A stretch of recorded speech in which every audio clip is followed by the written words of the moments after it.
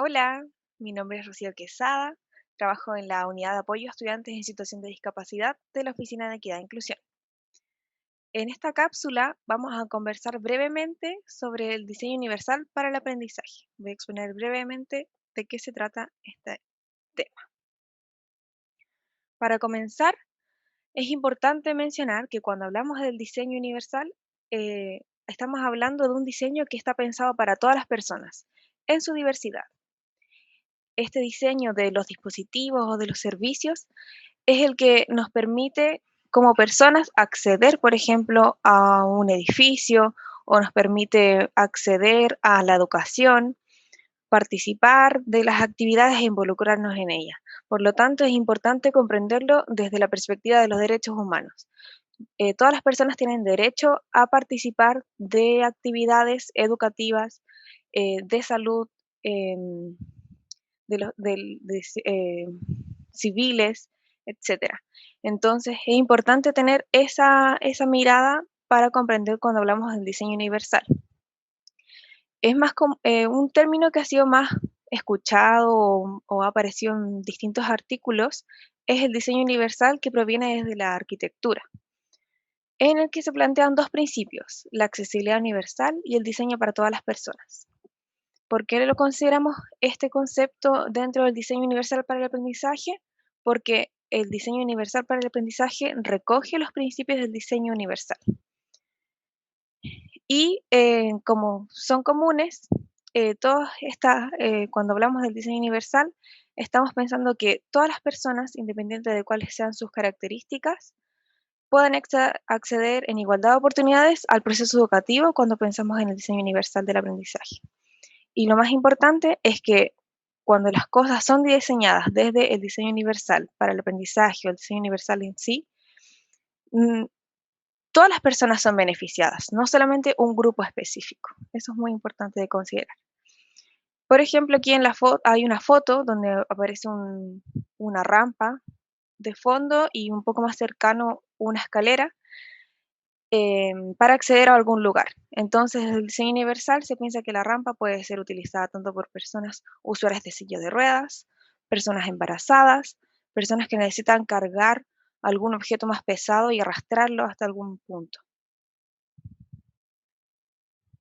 Entonces, más específico al diseño universal del aprendizaje, lo que invita a este diseño es a que los currículos accesibles contemplen la diversidad de estudiantes dentro de las aulas. Cuando hablamos de currículos accesibles o currículum educativo, estamos haciendo referencia al plan de estudio, a los objetivos, a las metodologías de enseñanza, a las metodologías de evaluaciones. Y para complementar al origen del diseño universal del aprendizaje, este fue un enfoque que fue desarrollado por el CAST, que sus siglas están en inglés, pero es el Centro de Tecnología Especial Aplicada. El diseño universal del aprendizaje propone tres principios de los cuales todas las personas deberíamos usarlos como referencia al momento de diseñar, por ejemplo, un programa académico o en el contexto educativo, ya sea cual sea la planificación.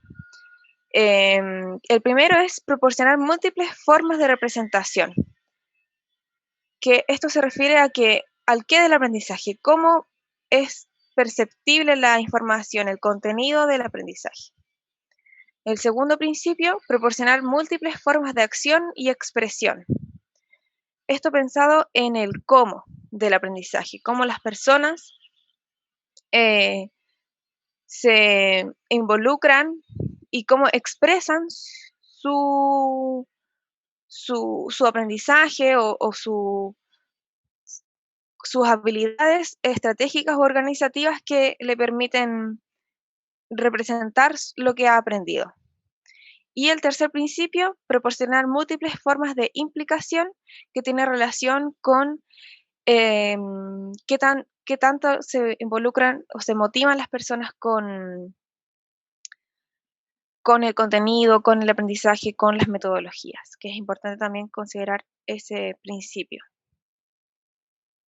Y además, el diseño universal para el aprendizaje propone unas pautas propias de cada principio que también nos sirven como marco de referencia para aplicar cada uno de los principios en el diseño de algún programa curricular. Por ejemplo, cuando estamos hablando de las múltiples formas de representación de la información o de los contenidos, es importante proporcionar diferentes opciones para percibir esta. Comúnmente la información se presenta de forma visual, de forma auditiva o de forma táctil, kinestésica. Entonces, cuando uno está haciendo una clase, por ejemplo, es importante ocupar la mayor, en la medida de lo posible o lo mayor posible de todos los medios de información. Además, proporcionar múltiples opciones para el lenguaje y símbolos, pensando en que en un aula pueden haber diversidad lingüística, por ejemplo, y es importante clarificar elementos propios de la cultura o elementos específicos de algún contenido en particular que necesite ser definido, y eso se puede utilizar a través de glosarios o definiciones previas, etc. Proporcionar opciones para la comprensión, que sería la tercera pauta. Eso hace referencia a que dentro de las metodologías o de enseñanza em, se ocupen organigramas, por ejemplo, o estructuras, esquemas, diferentes medios para que favorezcan la comprensión del contenido. Con el segundo principio, proporcionar múltiples formas de acción y expresión, se refiere a el cómo del aprendizaje, ¿verdad? Y, y por dónde me voy a- a- por dónde la persona accede a este contenido. Por ejemplo, hay personas que requieren el uso de un computador periódicamente para estar en las clases, para tomar apuntes, por ejemplo, o para utilizar algún software en específico. Entonces, si es que uno proporciona diferentes medios físicos por donde puedan acceder al contenido, obviamente ahí estaríamos más en línea de lo que propone el diseño universal y que sería beneficioso tanto para personas en situación de discapacidad como para otras personas también. Por eso aparece una imagen ahí de un computador. También así, proporcionar opciones para la expresión y hacer fluida la comunicación. También muchas veces las metodologías de evaluaciones en el contexto universitario son solamente por medio escrito o medio oral, entonces la idea, pensándolo desde el diseño universal para el aprendizaje, es entregar diferentes medios para poder expresar lo aprendido. Por ejemplo, una grabación de un video, de un podcast, de una ilustración, hacer una ilustración, etcétera, etcétera. La idea es entregar múltiples opciones, tanto para ello como para las funciones ejecutivas, también cómo se interactúa con el contenido y el material. Y el último principio, proporcionar múltiples formas de implicación, tiene que ver con cómo hacemos lo posible para captar el interés diverso entre todos los y las integrantes de un aula, opciones para mantener el esfuerzo y la persistencia y opciones para la autorregulación. Como ejemplos de estas pautas puede ser el constante feedback o generar espacios específicos de retroalimentación entre profesor, profesora y alumno, alumna. Opciones, o sea, de organizar el trabajo en base a metas pequeñas y que eso sea visible, compartido, puede ser acompañado, o los espacios de tutoría entre pares, tutorías grupales, em, que tienen más relación con las dos últimas pautas.